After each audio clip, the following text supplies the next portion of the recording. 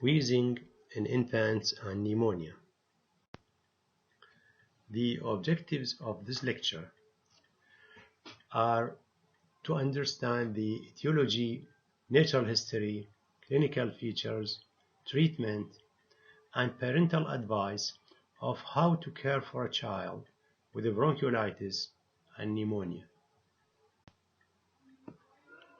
Wheezing is a musical and continuous sound that originates from oscillations in narrowed airways, heard mostly on expiration.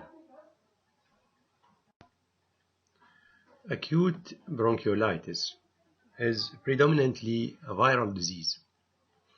Respiratory syncytial virus is responsible for more than 50% of cases. Others include parainfluenza, adenovirus, other viruses, and mycoplasma pneumonia.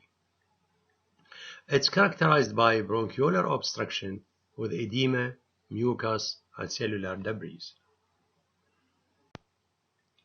Clinical features of bronchiolitis include infant first develops mild upper respiratory tract infection, fever 38.5 to 39 degrees centigrade.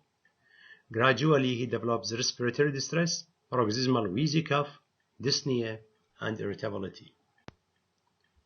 The physical examination of an infant with the bronchiolitis shows tachypnea, nasal flaring and retractions, fine crackles or overt wheezes with a prolongation of expiratory phase. Hyperinflation of the lungs may permit palpation of the liver and spleen. The diagnosis of bronchiolitis is usually clinical, particularly in a previously healthy infant presenting with the first-time wheezing episode during a community outbreak. Chest X-ray may reveal hyperinflated lungs with patchy atelectasis. The white blood cells and differential counts are usually normal. Viral testing is sometimes needed for research purposes. This chest X-ray shows hyperinflation of both lungs and flattening of the diaphragm, which is a classical finding of an infant with bronchiolitis. This chest X-ray shows the typical collapse consolidation of the right upper lobe usually occurs as a complication of bronchiolitis in infants. The differential diagnosis of bronchiolitis includes asthma with history of recurrent wheeze, cystic fibrosis, history of chronic diarrhea and failure to thrive, congenital malformations like aortic ring, slings, other things, foreign body aspiration, history of choking, gastroesophageal reflux, history of regurgitation and vomiting, trauma and tumors. Infants with acute bronchiolitis who are experiencing respiratory distress should be hospitalized. The mainstay of treatment is supportive. If hypoxemic, the child should receive cool humidified oxygen. The infant may be fed through nasogastric tube. Frequent suctioning of the nasal and oral secretions often provides relief of the distress or the cyanosis.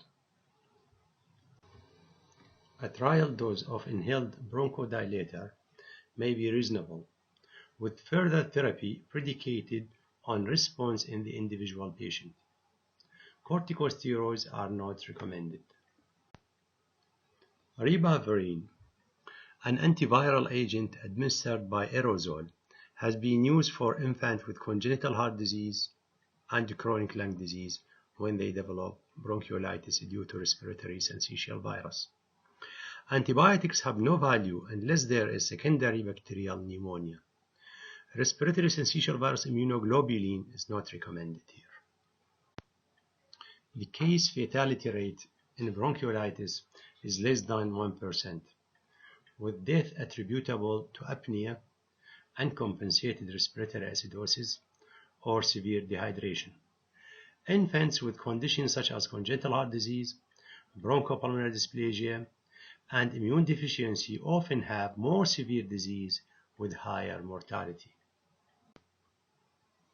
There is a higher incidence of wheezing and asthma in children with history of bronchiolitis, unexplained by family history or other atopic syndromes. Prevention of respiratory syncytial virus bronchiolitis can be achieved by palivizumab intramuscular monoclonal antibody given before and during the RSV season.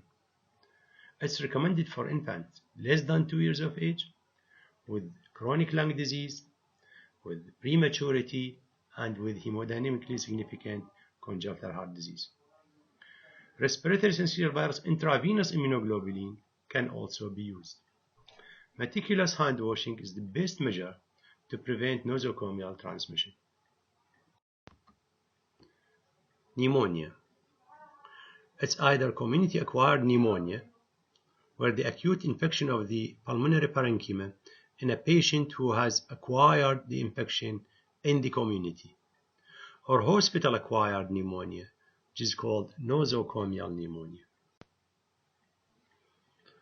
As you can see here in this pie chart, pneumonia constitutes 19% of mortalities in children below 5 years of age, excluding those in the neonatal period. Viral pneumonia. Most children younger than 5 years of age who are admitted to the hospital with pneumonia have viral pneumonia.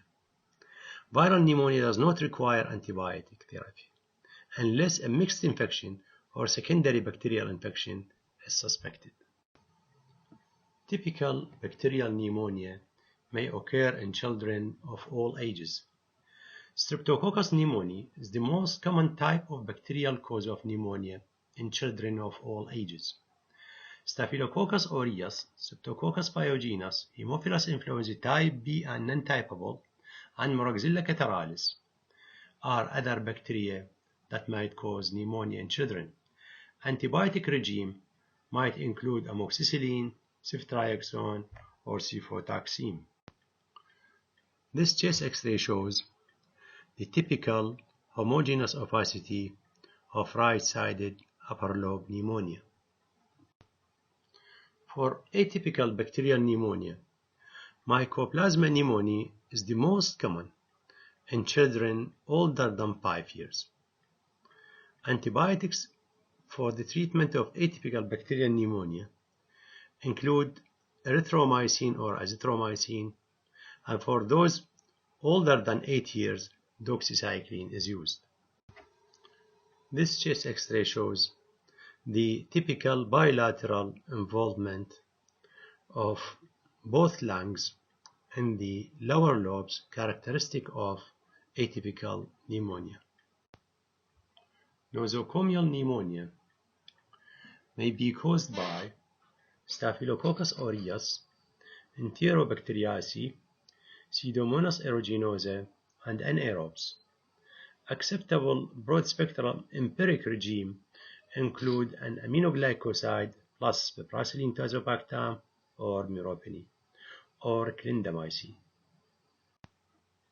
For aspiration pneumonia, appropriate antibiotics regimes for hospitalized children include clindamycin or meropenem, vancomycin if methicillin-resistant Staphylococcus is considered, trimethoprim sulfamethoxazole if pneumocystis carinii is suspected.